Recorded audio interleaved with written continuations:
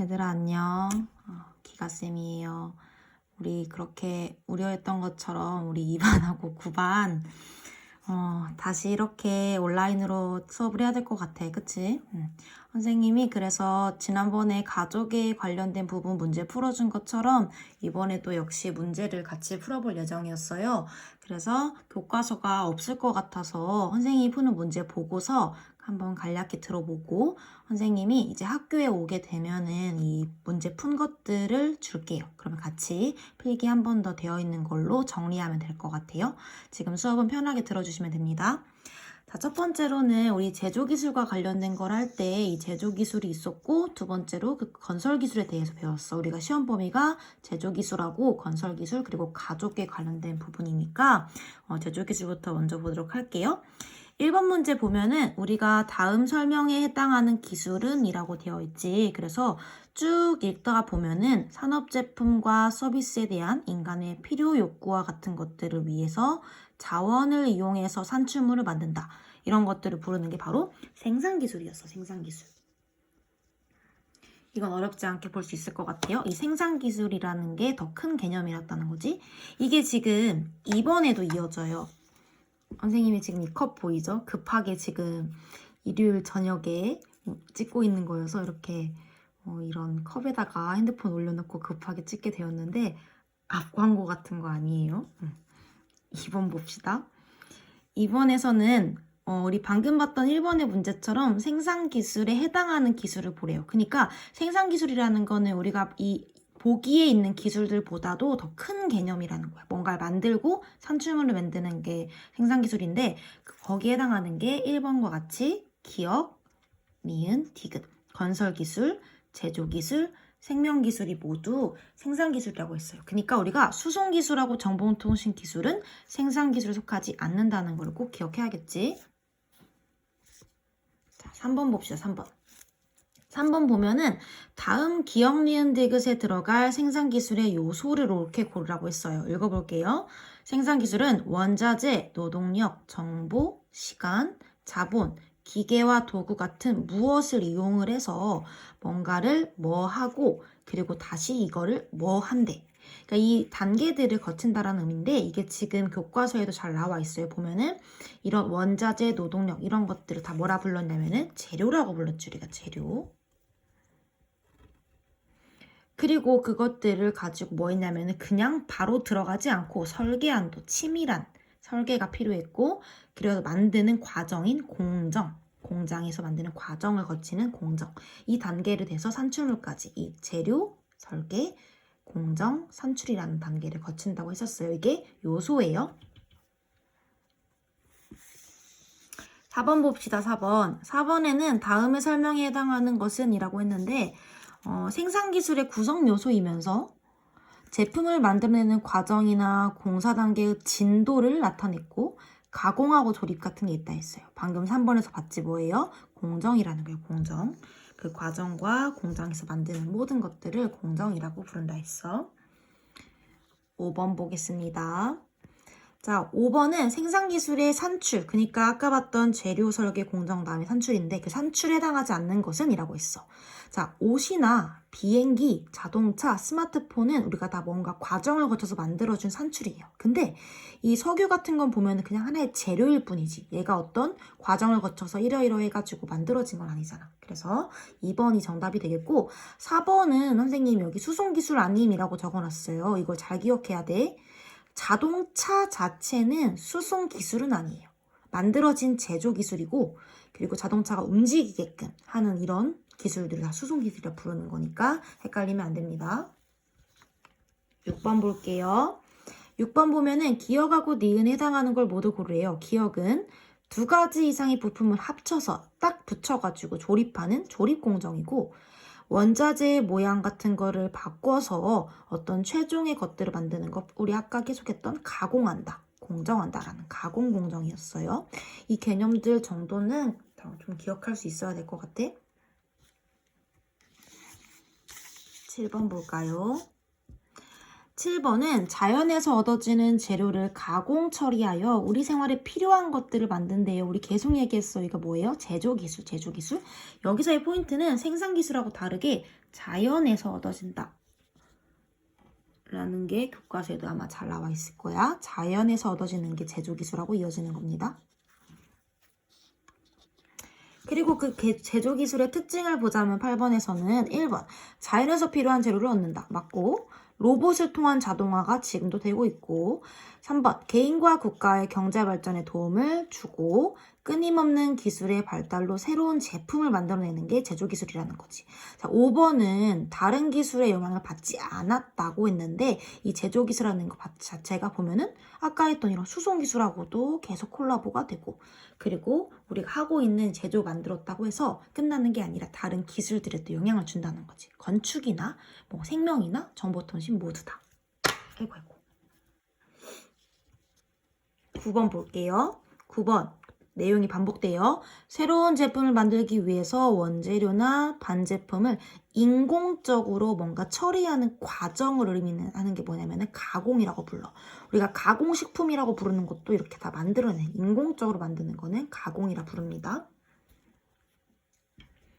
자, 10번 우리 계속 얘기했던 방금 8번에서도 얘기했던 거야. 제조가 수송에 영향을 준 사례로 옳은 것은 자 봅시다. 제조공장 건설이래. 이건 뭐야? 뭔가를 만들어내는 공장을 건설한다. 이건 건설기술하고 의 콜라보지.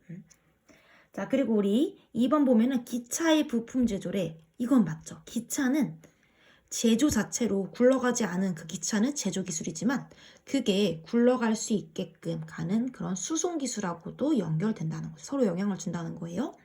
자, 3번 봅시다. 생산 과정에서의 통신 설비래요. 우리 통신이면 뭐지? 그렇지, 정보통신 기술이었어요. 4번, 이것도 마찬가지로 건설 자재니까 건설 기술과의 관련성. 5번, 재배 및 가축이니까 이거는 생명과 관련된 내용이에요. 이 모두 다 제조기술이 영향을 주지만 수송하고의 콜라보는 2번입니다. 자, 11번 볼게요. 11번. 11번은 제조기술 시스템의 단계들이야, 단계. 이거 뭐 들어가는지 정도는 이제 알아야 되는데 제조기술뿐만 아니라 우리 다음에 볼 글씨가 안 적히네. 건설기술 역시도 초점이 안 잡히네요, 이게. 건설기술 역시도 투입, 과정, 산출, 피드백이라는 단계를 거치게 돼. 피드백을 우리는 교과서에서 하도 영어 쓰지 않고 뭐 썼지? 되먹임이라는 말을 쓴다 했어요. 얘가 투입, 과정, 산출, 되먹임. 문제 있을 때마다. 자, 그 중에서도 기억 단계인 투입에 대한 요소를 볼 거예요.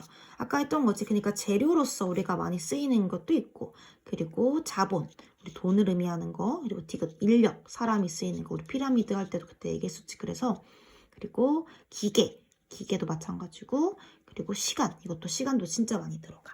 자, 이 비읍은 뭘까, 얘들아? 비읍. 조립은?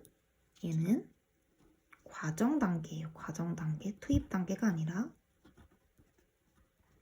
자, 그걸 구분할 수 있어야겠지.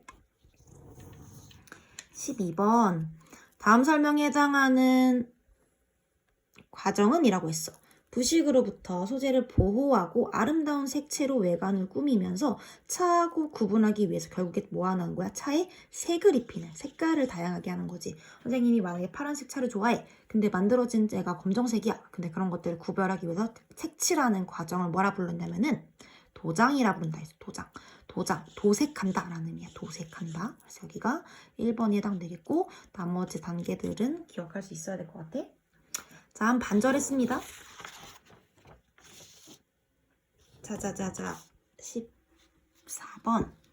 방금 봤던 도장하고도 이름이 비슷하고 헷갈릴 수 있는 거예요. 14번은 뭐냐면 우리가 차체에 실내외에 부품을 넣고 그리고 부품을 조립하고 그리고 이제 자동차 같은 걸 할 때 전기장치 배선 이런 것들을 해서 이 차량을 완성하는 단계를 부르는 게 있어요. 이게 그러니까 차가 어쨌든 굴러가고 제대로 운영되기 위해서 필요한 부분들을 넣는 거. 그걸 바로 뭐라 하냐면 의장이라고 해요. 의장. 옷을 입힌다고 생각해도 돼요. 그러니까 우리가 필요한 부분들을 다 넣어주는 거. 부품 같은 것들을 해서 예쁘게 치장을 하는 이런 의장 단계가 있습니다.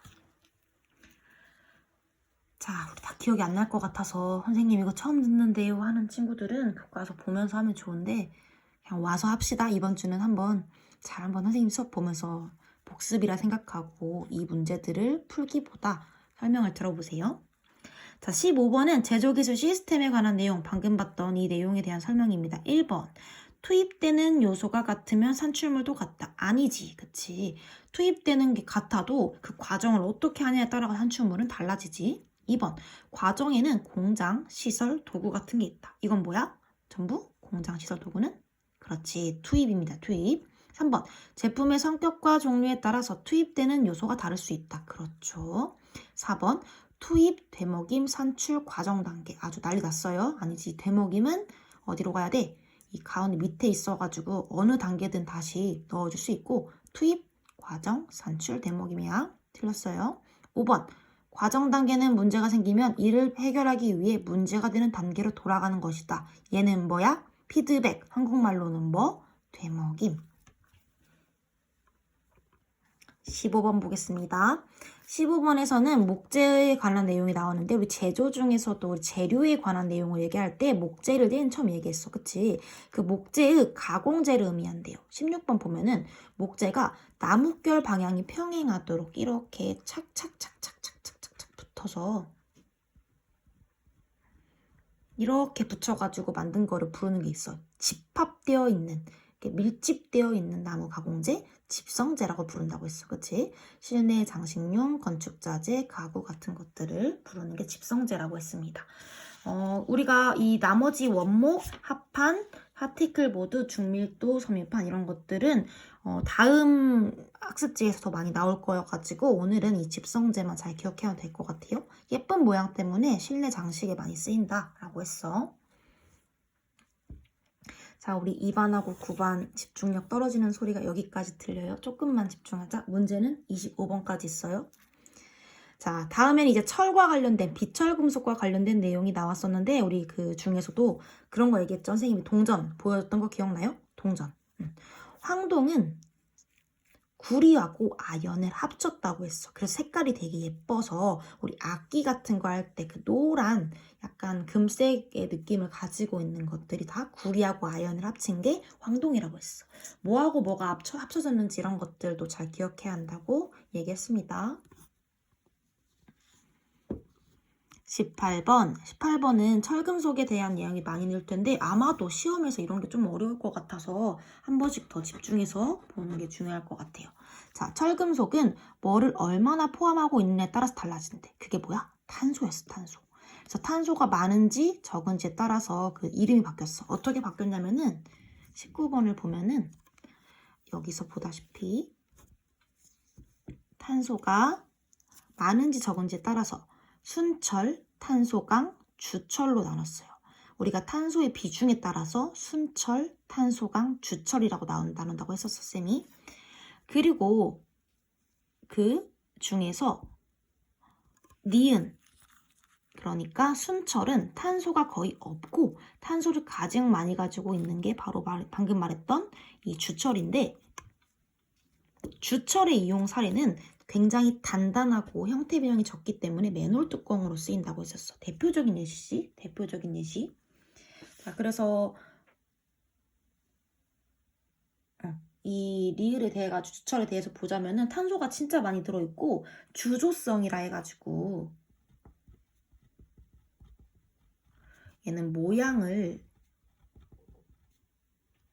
다양하게 할 수 있는 특징을 가진 게 이 주철의 특징이었지. 그래서 우리가 맨홀 뚜껑 모양이 어때? 네모나지 않고 동그랗게 되게 힘들게 만드는 그런 영상도 봤던 것 같아요.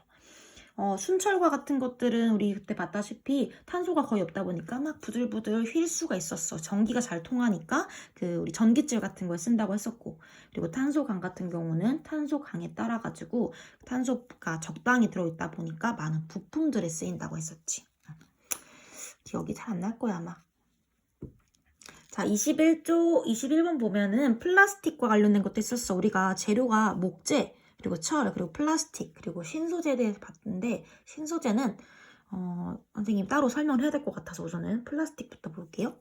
플라스틱은 원유, 석유를 정제해서 만든 고분자의 화합물이라고 했어. 그때 쌤이 고분자 화합물이라고 얘기하면서 이걸 뭐 했냐면은 우리가 분자량이 낮은 애를 분자량이 높은 걸로 바꿔주는 거였어. 그래서 우리가 원유는 어때? 액체지. 근데 그걸 어떻게? 고체 형태로 만드는 플라스틱이 그래서 많이 쓰인다고 했었습니다. 자, 22번. 22번은 플라스틱 중에서도 플라스틱의 종류를 기억하는 게 중요하다 했었는데 열을 줬을 때 부드러워져서 모양을 변화시키는 플라스틱의 이름이 뭐냐면은 열 가소성 플라스틱이라고 한다고 했어요. 틱은 그냥 묵음 처리할게요. 열 가소성 플라스틱. 그래서 열을 가했을 때 모양이 바뀌어지는 건 뭐냐면 니은하고 디귿, 폴리스티렌, 스티로폼 얘기했던 폴리스티렌과 폴리프로필렌, PP라고 부르는 그 녀석들이 전부 다 모양을 변화시킬 수 있다고 했습니다. 나머지 이 두 개, 기억하고 리을은 열 경화성이야. 타버리는 애야. 녹거나. 23번.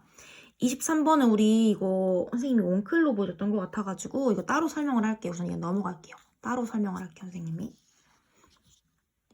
그리고 24번. 24번은 제조기술의 발달 과정이에요. 쌤이랑 같이 그때 그림 그렸던 거 기억나니? 2반화, 9반화. 그 뭐냐면은 여기에 보다시피 우리가 제조기술이라는 게 그 고대, 중세, 근대, 현대에 따라가지고 바뀌어지는 모습들이 막 있었어. 그래서 이 처음에 봤던 게 개인이나 가족이 집안에서 제품을 직접 만드는 그런 단계가 있었는데 그걸 뭐라고 했냐면 가내수공업이다 라고 했고, 그러다가 이제 시간이 지나면서 산업화 때문에 공장에 여러 사람들이 모여서 공정을 해서 수작업으로 하게 되는 이런 걸 뭐라고 했냐면은 공장제 수공업이라 했지.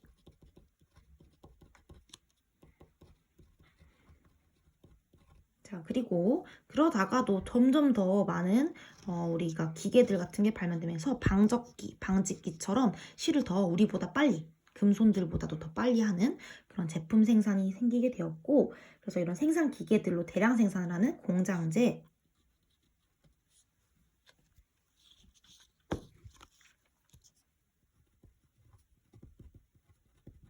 기계공업 단계로 들어섰었어. 자, 그리고 지금 현재가 왔습니다. 이거 지금 뭐예요? 지금처럼 스마트 공장. 시간 제약 같은 거 없이 제품을 만들어내는 이런 단계까지 오게 됐지. 이 단계들을 알 수 있으면 돼요. 자, 25번 너무 얘기 많이 듣는 거다. 4차 산업혁명에 대한 설명으로 옳은 것은, 자, 우리 여기 내용들 쭉 많이 있지만 그 중에서도 제일 중요한 거 4차 산업혁명의 핵심 사물 인터넷. 모든 게 다 연결되어 있어가지고 진이야 기가야 하는 이런 인공지능을 기반으로 한 것들이 확산될 것이다 라는 게 얘기고, 1번 같은 경우 전기에너지 대량 생산은 2차 산업이고, 그리고 이 증기기관 이런 거는 1차 산업이고, 그리고 우리 컨베이어 벨트도 역시 2차 산업혁명이고, 그리고 마지막 이거는 3차 산업이기 때문에 4차 산업혁명에서는 사물 인터넷 그리고 인공지능이 핵심이었습니다. 자, 우리 이 듣느라고 고생 많았고 2학년 2반, 2학년 9반 건강하게 우리 만나야 되는데, 다음 주에는 이 학습지를 꼭 받아서 필기를 잘하고 학습을 할 수 있도록 무리 없도록 나눠줄게요. 고생 많았고 딱히 특별한 과제는 없으니까 잘 한번 들어보시고 교과서가 있는 친구들은 미리 한번 읽어보면 좋을 것 같아요. 다음 주에 올 때 빨간 책, 다른 말로 기술과정 1 최대한 가지고 오는 걸로 부탁해요. 아프지 말고 건강히 있다가 봅시다. 안녕.